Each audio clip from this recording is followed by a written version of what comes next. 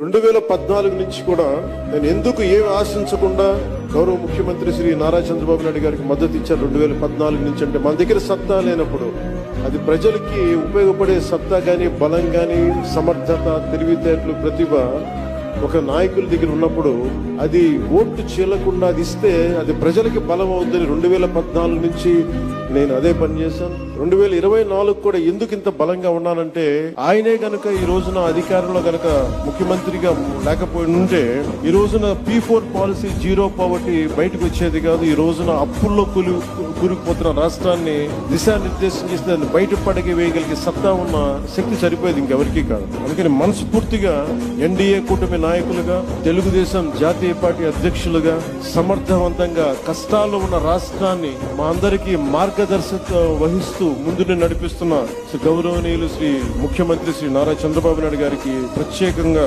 ధన్యవాదాలు, కృతజ్ఞతలు, నమస్కారాలు తెలియజేసుకుంటాను.